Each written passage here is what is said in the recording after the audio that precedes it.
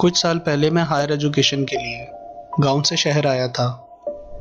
शहर की बड़ी बड़ी सड़कें और ऊंची ऊंची बिल्डिंग्स हमेशा से ही मुझे बहुत ज़्यादा फैसिनेट करती थी। मेरा एडमिशन इंजीनियरिंग यूनिवर्सिटी में हुआ था, जहां पढ़ना हमेशा से ही मेरा ख्वाब था। यूनिवर्सिटी से थोड़ा फासले पर ही एक बॉयज़ हॉस्टल था, जिसके 3 फ्लोर थे।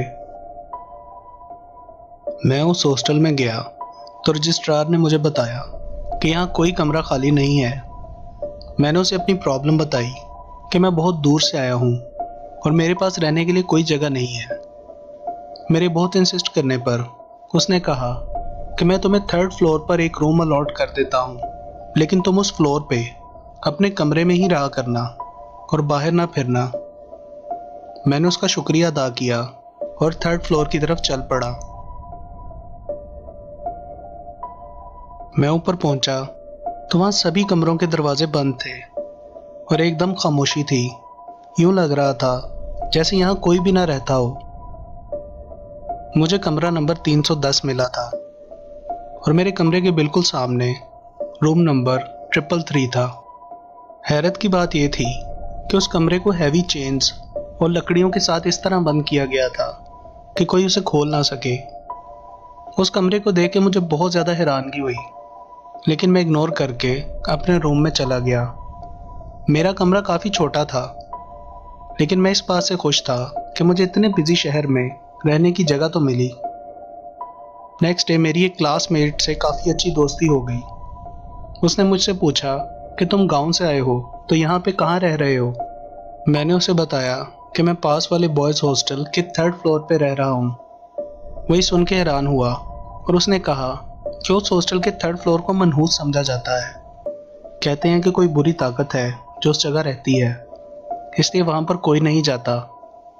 मैंने उसकी बात को मजाक में लिया और कहा ऐसा कुछ भी हकीकत में नहीं होता।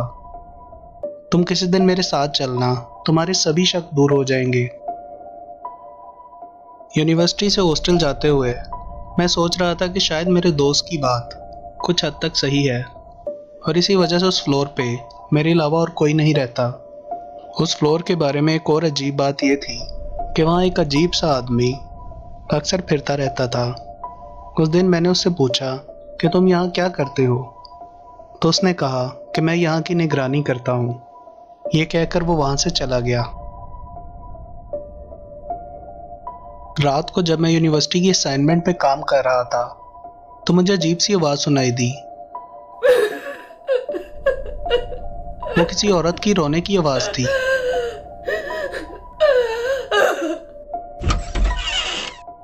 मैंने बाहर निकल के देखा तो बाहर कोई भी नहीं था और वो आवाज़ भी बंद हो चुकी थी। मैंने सोचा शायद सीनियर्स मेरी रैगिंग कर रहे हैं, सो मैं इग्नोर करके अंदर चला गया और अपना काम करने लगा। अगली रात मुझे दोबारा वही रोने की आवाज़ सुनाई दी।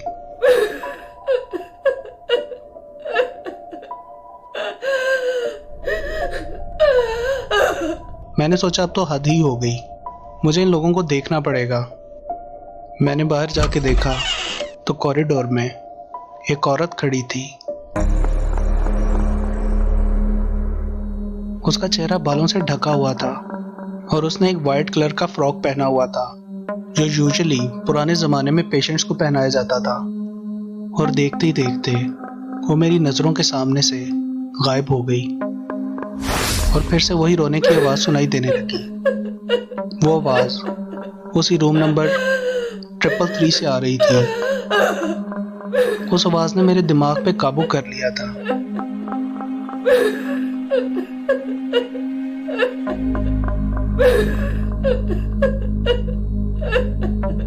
और मैं वो बंद दरवाज़ा खोलने वाला था, तभी अचानक किसी ने कॉरिडोर की लाइट्स ऑन की।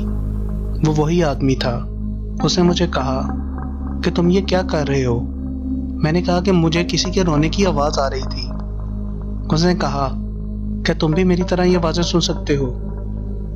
मैंने कहा हाँ ऑब्वियसली, लेकिन ये किसकी आवाज़ है। उसने बताया कि बहुत साल पहले इस हॉस्टल की जगह एक मेंटल अजाइलम हुआ करता था और इस रूम 333 में एक मेंटल पेशेंट रहती थी जो भी उसकी तरफ देखता वो उसकी आंखें निकाल दिया करती थी। और एक दिन उसने इसी कमरे में अपनी जान ले ली। तब से कमरा बंद है। कहते हैं कि वो कई सालों से इस इंतज़ार में है कि कोई इस कमरे को खोलकर उसे आज़ाद करे। अगर तुम वो दरवाज़ा खोल देते तो तुम्हारी जान चली जाती। मैं अपने कमरे में सारी रात उसी औरत के बारे में सोचता रहा और कुछ दिनों बाद मैंने रहने की कोई और जगह ढूंढी और हॉस्टल को हमेशा के लिए छोड़ दिया।